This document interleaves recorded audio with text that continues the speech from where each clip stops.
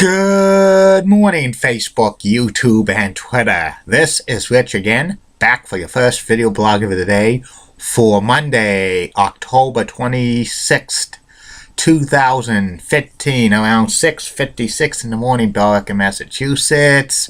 It's going to be a nice and sunny day out, about 50 degrees, a couple of degrees below average, but, tolerable and stuff like that.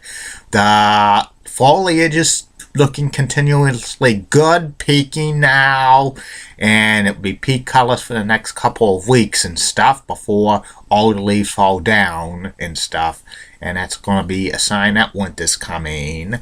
One little tidbit: the Carolina Panthers are now 6-0, so 5 NFL teams are undefeated this in week 7, and 3 of them, the Packers, Bengals, and the Broncos, were off this week. They had byes, and I think this is the most teams undefeated this late in the NFL season, which is pretty amazing.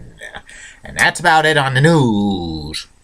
My first video subject of the day is my review of Halloween Havoc 1996 WCW pay-per-view from Las Vegas, Nevada, from the MGM Grand Arena. The main event, it was Hollywood Hulk Hogan representing the NWO, defending the WCW World title against Randy the Macho Man Savage. Ooh yeah, dig it! Plus other exciting matches.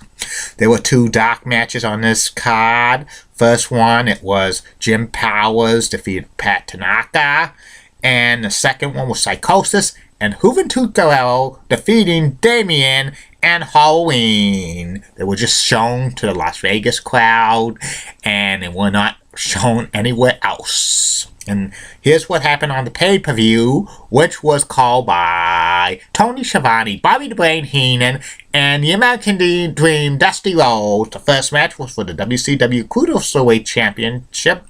It was Rey Mysterio Jr. defending the Cruiserweight title against a man of 1,000 and holds, Dean Malenko. Very competitive match. The Professor Mike Tenay was doing guest commentating for this match, back and forth. Rey Mysterio Jr. and Dean Malenko had so many classic matches in WCW. And Dean Malenko won this match and regained the Cruiserweight Championship by doing a Grunge Rush suplex for 1, 2, 3. About 19 minutes to this match was a great way to open up the match. The next match was for the WCW Battle Royal. It was Diamond Dallas Page facing off against Eddie Guerrero. I lie! I cheat! I steal!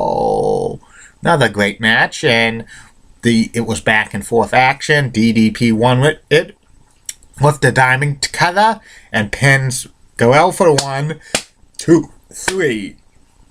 The next match was the Giant representing the NWO facing off against Jeff Jarrett with the 16-time World Heavyweight Champion, Nature Boy Ric Flair, in his corner. Woo! It was supposed to be a Giant versus Ric Flair for the WCW United States Championship, but Ric Flair got injured and he couldn't wrestle, so Jeff Jarrett took his place, and, this was, an okay match.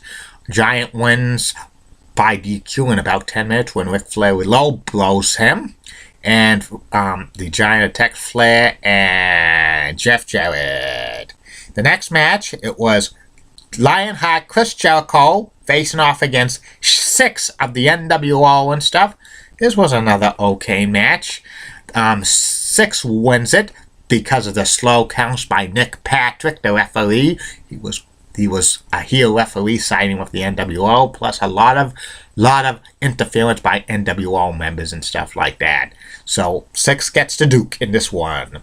The next match was a grudge match. It was Arn Anderson representing the 4 Horsemen facing off against the Total Package Lex Luger.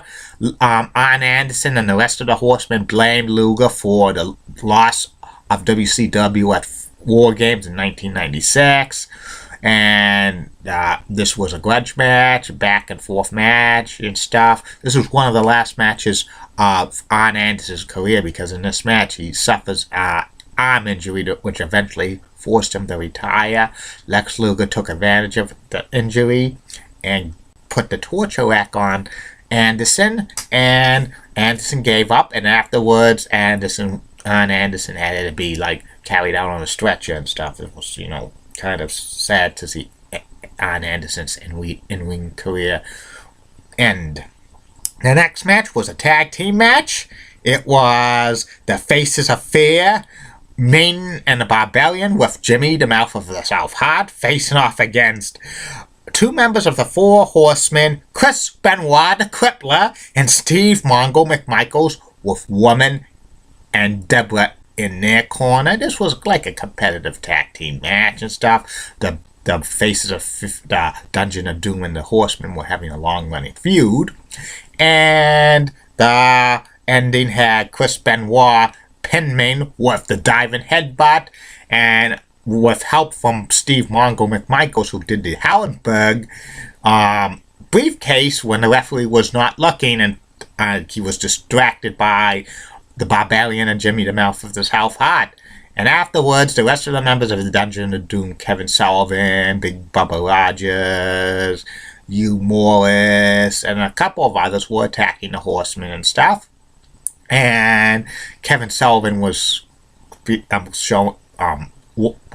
after Woman. That was his, then wife, Nancy and stuff. But this was the start when Nancy and Chris Benoit were having an affair backstage and stuff. So that was it for that match. The next match was for the WCW World Tag Team Championship. It was Harlem Heat, Booker T and Stevie Ray, with Sister Sherry and Colonel Robert Parker facing off against the Outsiders, Kevin Nash and Scott Hall. And this was a great match and stuff. Back and forth. Hall and Nash beat Harlem Heat to win the WCW Tag Team titles when Hall pinned Stevie Ray for the 1, 2, 3. The Outsiders get the WCW World Tag Team Championships. And the main event was for the WCW World Heavyweight Championship. It was Randy the Macho Man Savage, ooh yeah, dig it, facing off against Hollywood Hulk Hogan and stuff.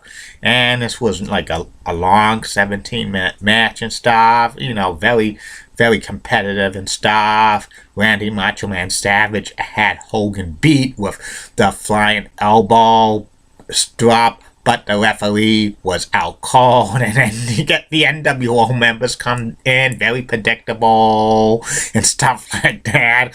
Nick Patrick comes in, and he does a slow count on when Savage pins Hogan. He throws, Nick Patrick out, but then the Giant comes in and gives Savage the choke slam, and Hogan gets up and pins Macho Man for the 1, 2, 3. Macho Man's out.